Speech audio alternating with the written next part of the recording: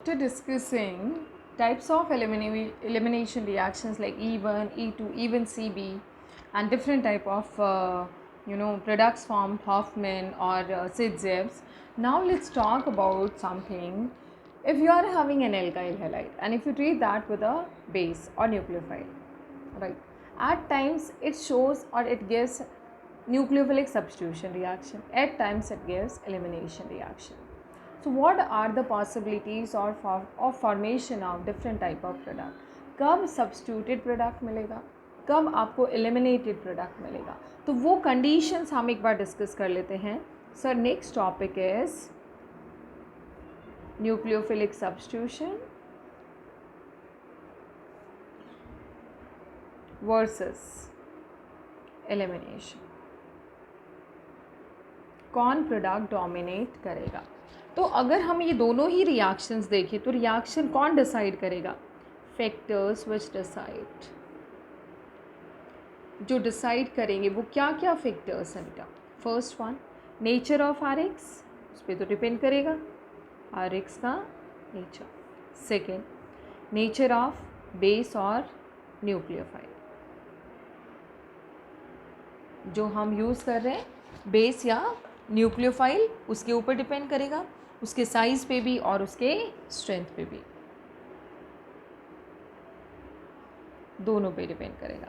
And third one is other reaction conditions, like कैसा solvent है, क्या टेम्परेचर है, इन सब पे भी डिपेंड करेगा. तो अब हम लेते हैं, देखिए बड़ी क्लियर सी बात है. अगर हम देखें चांसेस क्या होते हैं, जितना टर्शरी होगा, टर्शरी में ज़्यादा चांसेस होते हैं एलिमिनेटेड प्रोडक्ट बनने के, टर्शरी में, ठीक है. अब प्राइमरी में ज़्यादा चांसेस होते हैं आपके. अगर हम आरएक्स की बात करें तो आरएक्स के हिसाब से देखना, टर्शरी में एलिमिनेटेड प्रोडक्ट बनने के ज़्यादा चांसेस होते हैं और प्राइमरी में सब्स्टिट्यूटेड प्रोडक्ट बनने के चांसेस होते हैं. अगर सिर्फ और सिर्फ होल सोल अगर मान लो डिसाइड करना है आरएक्स में तो, और सेकेंडरी के लिए डिपेंड करेगा रिएक्शन कंडीशंस क्या हैं. क्लियर है बेटा? तो ये तो रहा आरएक्स का.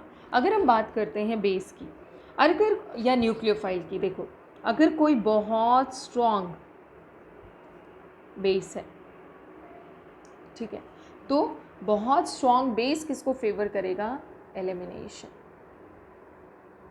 इनफैक्ट ये भी डिपेंड करता है strong as well as size, larger size, strong and larger size जो बेस होगा दैट ऑलवेज फेवर्स एलिमिनेशन, क्योंकि बड़े साइज़ का जो स्पीसीज़ होगा, जो बेसिक हो सकता है, वो न्यूक्लियोफाइल वीक होगा बट स्ट्रॉन्ग बेस की तरह काम करेगा.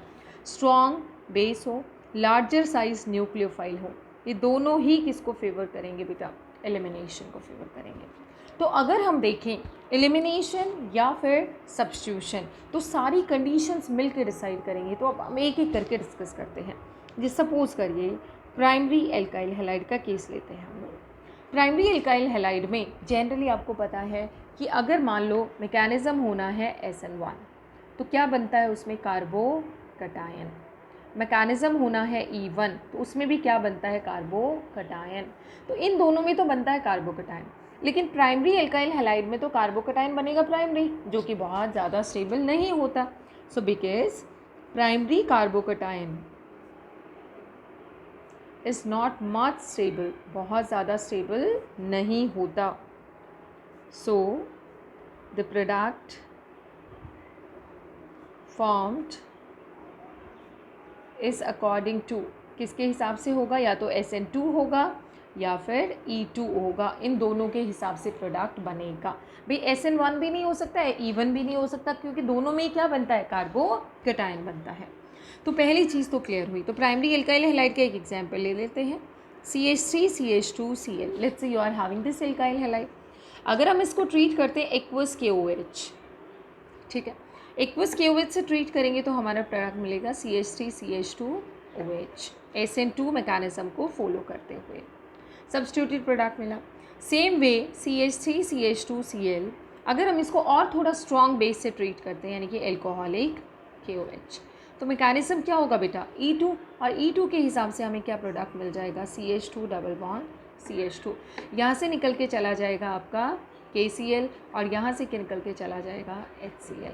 तो यहाँ से हमें मिल गया एल्कीन। तो प्राइमरी एल्काइल हैलाइड है तो डिपेंड करता है कि किस टाइप का बेसिक मॉइटी आप यूज़ करते हैं।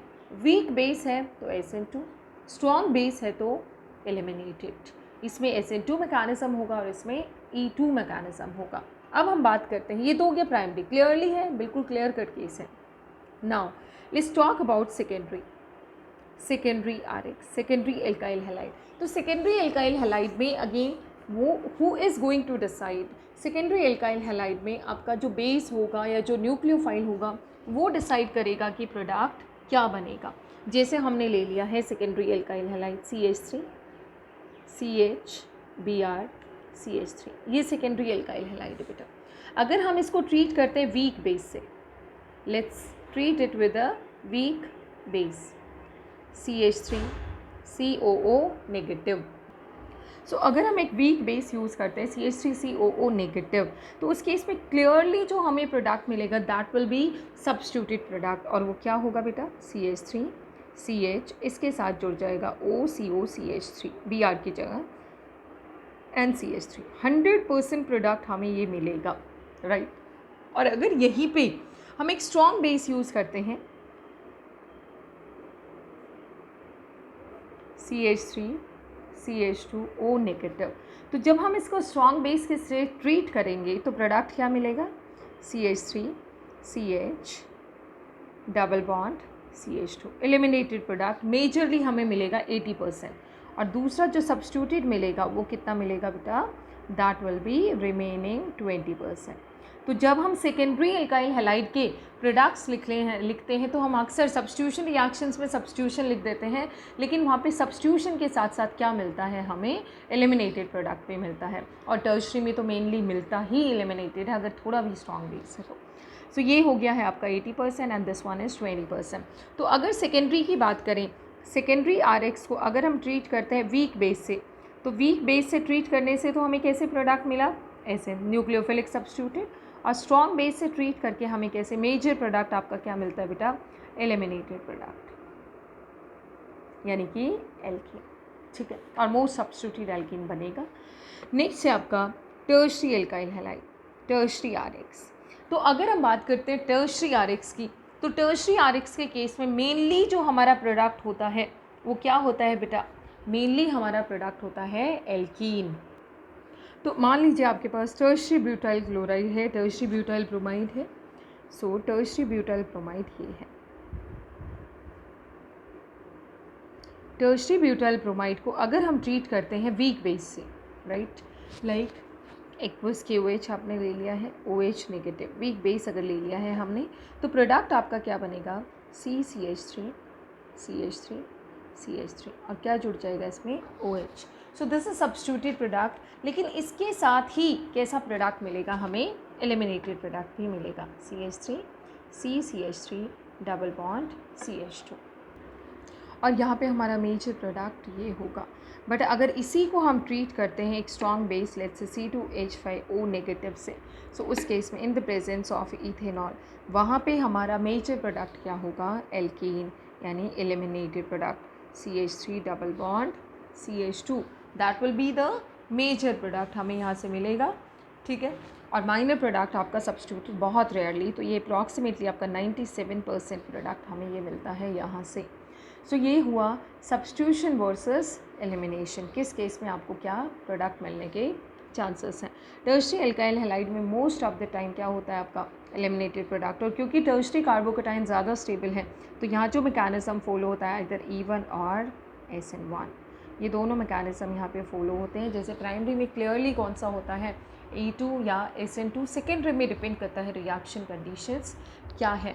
So that's all about substitution versus elimination. This is again a part of your elimination reactions. Now we'll solve some problems based on elimination reactions.